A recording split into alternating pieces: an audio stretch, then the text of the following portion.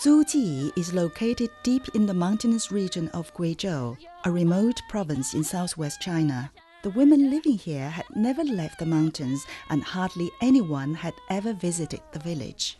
But in 1998, everything changed. Geng Liufen met Zhou Yingxue, a young man from Zuji. They met when she was working in Kunming, a large city.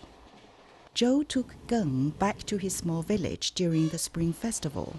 The journey there involved taking the train, then the bus, and finally on foot, since there is no road access into the village. It took them all week to get to Zuji. The couple got married and had a family, but they were so poor that Geng ran away from the small village several times. You left your husband just like that? You ran away, you didn't care about him anymore. How could you? You're right. I really felt bad about it. My child, my elder daughter, was only a year old when I left the first time. Geng Liufen did care about her husband and her children. She decided that she had to accept her life in the village, and instead she wondered how she could improve the situation. The women in the village are illiterate. They can't even read numbers. Can't they? No, they can't. I work during the daytime, and I get them to come here and learn in the evenings. So you convinced each family to study just in your small hut without electric light.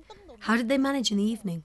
We use the pot to fill the lamp with oil brought from outside, and then we light the lamp for their study. They have shown a tremendous interest in learning. Yesterday when I was in the mountains, I wondered how the village copes with people who are sick. How do women cope with pregnancy and childbirth? I guess they can't leave the village and it's impossible to find a hospital. I suffered a lot when I gave birth to my eldest daughter. The labour took 3 or 4 days. I nearly died when I eventually gave birth.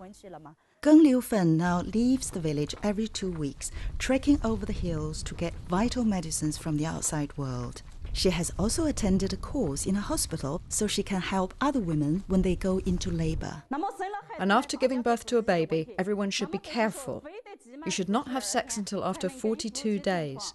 Otherwise it may cause vaginal bleeding and can even cause a massive hemorrhage due to the womb failing to constrict. This can be fatal. Are you taking notice of what I'm saying? Okay, you're listening now. Besides literacy and health problems, it seems the most critical thing is poverty, the lack of money. How can you help them? They worry about being given forged notes, and it's a problem for them to bargain when they're trying to sell their eggs and chickens.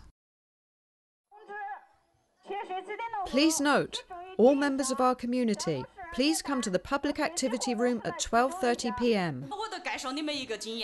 I can show you from experience that if you think the note is forged, you can put a little saliva on it and rub it. If the note produces layers when you rub it, don't accept it. When it is a new note, if it doesn't make a crisp sound when you shake it, the note is also a forged one.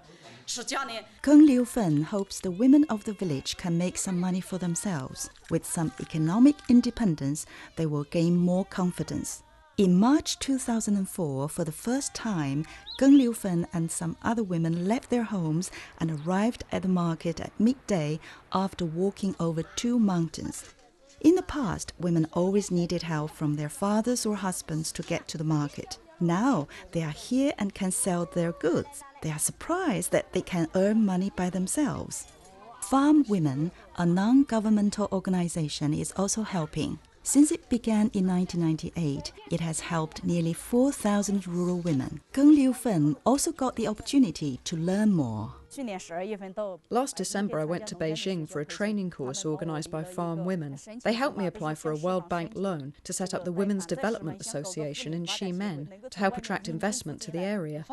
Not only do you have a broad international outlook, but you also know how to apply for a World Bank loan to develop the Rural Women's Association. If we want to improve things, then access is a big problem for us. We still think that we're neglected because there's no road to our village, and so there's no chance for us to make any progress. Sometimes people rely on external forces to change things.